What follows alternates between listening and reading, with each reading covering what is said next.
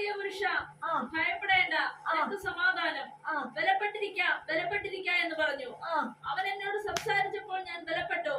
യജമാനെ സംസാരിക്കണമേ, നീ എന്നെ ബലപ്പെടുത്തിയിരിക്കുന്നുവല്ലോ എന്ന് പറഞ്ഞു. ആമേൻ. ഇപ്പൊ വീണ് കിടന്ന ഭക്തൻ ദൈവത്തിന്റെ ശബ്ദത്തിന് മുമ്പിൽ തന്നെ തിരിച്ചറിഞ്ഞപ്പോ, തന്നെ ശ്രദ്ധിച്ചപ്പോൾ, താൻ ഭയപ്പെട്ട് ദൈവസന്നിധി വിധേയപ്പെട്ടപ്പോൾ, വിശ്വസിച്ചപ്പോൾ, ഇത് ഞാൻ ആരുടെ മുമ്പിലാണ് നിൽക്കുന്നതെന്നുള്ള ചിന്ത തന്നെ ഭരിച്ചപ്പോൾ, ദൈവം വീണ്ടും ഇടപെടുകയാ. നിന്റെ പ്രാർത്ഥന ആദ്യ ദിവസം തന്നെ എന്റെ അടുക്കൽ എത്തിയതാണ്. പക്ഷേ നിനക്ക് മറുപടി തരുന്നതിന് മുമ്പ് നിന്നെ ഒന്ന് ഞാൻ ബലപ്പെടുത്തുകയാ. നീ ഒന്ന് എഴുന്നേറ്റ് നിൽക്ക്.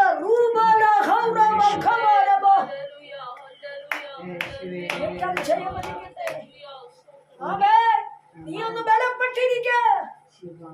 ദൈവം തൊട്ടാതെ ബലപ്പെടുത്തില്ലെന്ന്. എത്ര വീഴ്ചയിൽ കിടന്ന് അധപ്പതിച്ചാലും, എത്ര അവഗണന അനുഭവിച്ചാലും, എത്ര ശോധന കേട്ടാലും, അതിൽ നീ മുങ്ങിപ്പൊങ്ങിയാലും, എന്റെ ദൈവം തൊടാതെ നിനക്ക് ബലം വരത്തില്ല.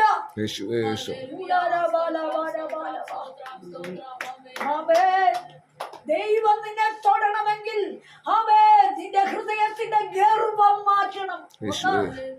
കണ്ടോ, നീ കേട്ടനുസരിക്കണം.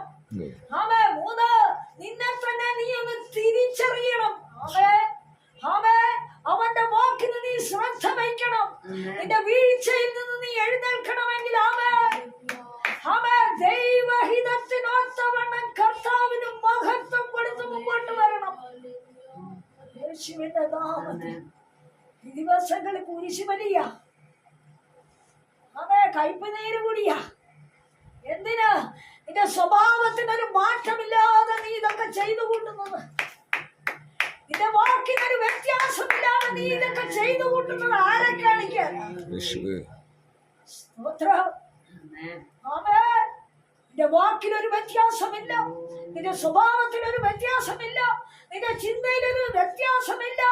അസൂയയും പകയും കയ്പും കോപവും വിദ്വേഷവും ഏഷണികളും നിന്റെ ഉള്ളിൽ പുകഞ്ഞു പോകുന്നിടത്തോളം നീ ഇതൊക്കെ നിർത്തിയിട്ടടങ്ങിയിരിക്ക.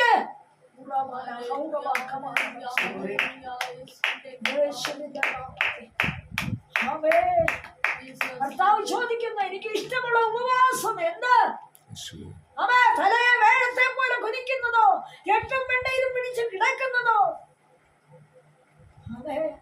അല്ല, വിശപ്പുള്ളവനെ ചേർക്കുക, അലഞ്ഞു നടക്കുന്നവനെ ചേർക്കുക, അഗതിയോട് കരുണ കാണിക്കുക, പരദേശിയെ സ്നേഹിക്കുക, ഒറ്റപ്പെട്ടു പോയവനെ അനുകൂലിക്കുക, എതിരിടുന്നവനോട് സമാധാനം ആചരിക്കുക. നിന്റെ മാംസരക്തങ്ങളായിരിക്കുന്നവർക്ക് നിന്നെ തന്നെ നീ വെളിപ്പെടുത്തുക. നിന്റെ അപ്പം വിശപ്പുള്ളവന് നുറുക്കി കൊടുക്കുക. ഇതല്ലയോ എനിക്ക് ഇഷ്ടമുള്ള നോമ്പ്.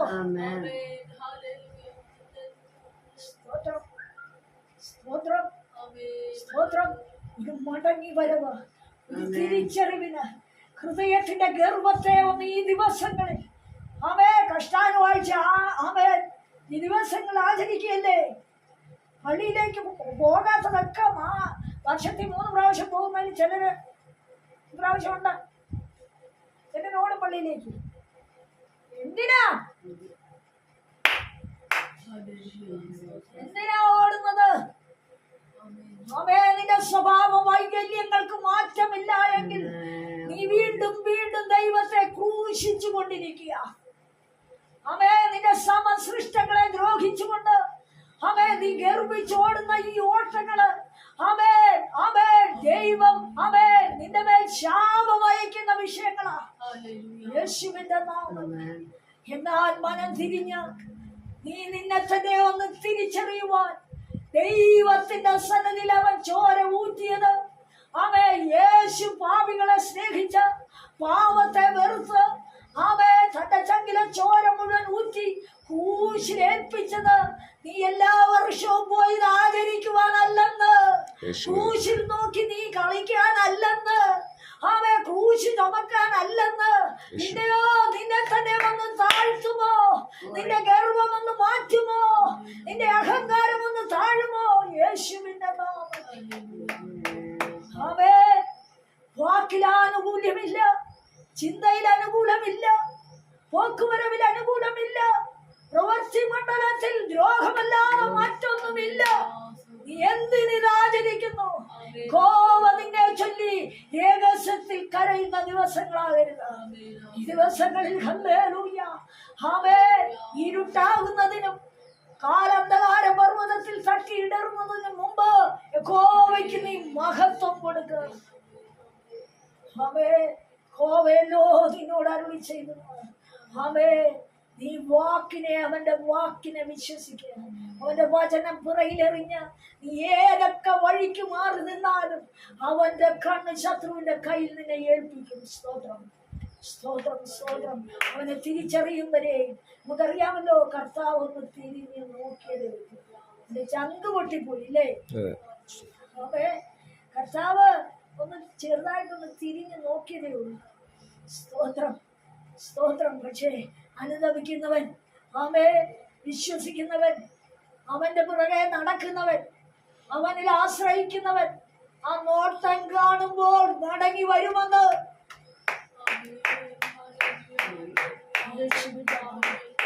ഈ പകലിനെ നോക്കിക്കൊടുക്കാം. പ്രിയ പുരുഷനായ ദാനിയേലേ, നിന്റെ ജീവിതം സേവനത്തിൻ്റെതായിരുന്നു. പ്രിയ പുരുഷനായ ദാനിയേലേ, നിന്റെ ജീവിതം സഹിഷ്ണുതയുടേതായിരുന്നു. പ്രിയ പുരുഷനായ ദാനിയേലേ, നിനക്ക് ദർശനം വെളിപ്പെട്ടത് നീ ഭക്തനായതുകൊണ്ടാണ്. പ്രിയ പുരുഷനായ ദാനിയേലേ, കഷ്ടം സഹിക്കുവാൻ നീ തയ്യാറായിരുന്നു അവന്റെ നാമത്തിന് വേണ്ടി. പ്രിയ പുരുഷനായ ദാനിയേലേ, ദർശനം ചുമ്മാതെ നിന്നവനല്ല വെളിപ്പെട്ടത്, പിന്നെയോ ആമേൻ സഹിഷ്ണുതയോടെ ഏറ്റെടുക്കുവാൻ തയ്യാറായവനാണ്. ഹല്ലേലൂയ. ചിലര് പറയും പഴയ കൃപയൊക്കെ പോയി, ഒന്നുമില്ല. എന്താ പഴയ കൃപ പോകാൻ കാര്യം? സ്തോത്രം. പഴയ ആരാധനയും പ്രാർത്ഥനയും ഉപവാസവും വചനധ്യാനവും ഒന്നും ഇല്ലാതെ പോകാൻ കാര്യമെന്താ? ആമേൻ. ആദ്യ തീരുമാനത്തിലേക്ക്, ആദ്യ സഹിഷ്ണുതയിലേക്ക്, ആമേൻ, ആദ്യ മനസ്സൊരുക്കത്തിലേക്ക് നീ മടങ്ങി വരുവാൻ ദൈവം ഇന്ന് പകലിൽ നിന്നെ വിളിക്കുക. ഇത് കേൾക്കുന്നവരെ യേശുവിന്റെ നാമത്തിൽ ലോകം മുഴുവൻ പോയിക്കൊണ്ടിരിക്കുകയല്ലേ? കേൾക്കുന്നവരെ ഈ കഷ്ടാനുവാഴ്ചയുടെ ദിവസങ്ങളിൽ ആമേൻ സ്വഭാവ ശുദ്ധീകരണം ഉണ്ടായി ദൈവത്തിങ്കിലേക്കൊന്ന് തിരിയട്ടെ. അതാണ് നോയമ്പ്. ഹല്ലേലൂയ. ഓ ദൈവം എന്തിനു വേണ്ടി ഇറങ്ങി വന്നു എന്നുള്ള ചിന്ത ആമേൻ സമസൃഷ്ടങ്ങളിൽ നീ വെളിപ്പെടുത്ത്. ഹല്ലേലൂയ. നശിച്ചു പോകുന്ന ജനത്തെ നശിപ്പിക്കുവാൻ കൂട്ടു നിൽക്കുന്നവനാണോ നീ? ആമേൻ, ആമേൻ. എതിര് പറയുന്നവരോട് ചേർന്ന് എതിര് പറയുവാനാണോ നീ വിശ്വാസ ജീവിതം എടുത്തത്? ആമേൻ. യേശുവിന്റെ പിന്നാലെ കടന്നു വരുന്നത്, യേശുവിനെതിരെ ആക്രോശിക്കുന്ന ജനത്തെ ആമേൻ നീയും കൂടെ അനുകൂലപ്പെട്ട് ജൈവിളിക്കാനാണോ നീ നോയമ്പായി കൂട്ടുന്നത്? സ്തോത്രം. അല്ല, അവന്റെ സഹിഷ്ണുത, അവന്റെ സിദ്ധത, അവന്റെ മാതൃക നിന്റെ ജീവിതത്തെ പിന്തുടരട്ടെ. അതിലേക്ക് നീ ഒന്ന് അടുത്തു വരാമോ? നിന്നെ നീ ഒന്ന് തിരിച്ചറിയാമോ? ഈ ദിവസങ്ങളിൽ ഇത് കേൾക്കുന്ന സർവ്വജനവുമേ, ലോകം മുഴുവൻ ഇത് കടന്നു പോകുമ്പോൾ പരിശുദ്ധാത്മാവ് ആലോചനയായി പറയുകയാണ്, വീണ്ടും വീണ്ടും അവനെ ക്രൂശിക്കുന്നവരായി നോയമ്പ് നോറ്റ് ഹല്ലേലൂയ ആമേൻ നിന്നെ മലിനമാക്കാതെ ദൈവത്തിന്റെ ശബ്ദത്തിന് നീ വില കൊടുത്ത, ദൈവത്തിന്റെ വാക്കിനു വേണ്ടി നിന്നെ ഏൽപ്പിച്ചു കൊടുത്ത ഒരു മടങ്ങി വരവിന് നീ തയ്യാറായാൽ നിന്റെ തലമുറ വിടുതൽ പ്രാപിക്കും, നിന്റെ കുടുംബം വിടുതൽ പ്രാപിക്കും, നിന്റെ പ്രശ്നങ്ങളിൽ നീ വിടുതൽ പ്രാപിക്കും. ആമേൻ. നീ ചോദിക്കാതെ ഞാൻ വരുന്നു എന്ന് കർത്താവ് നിന്നോട് പറയും.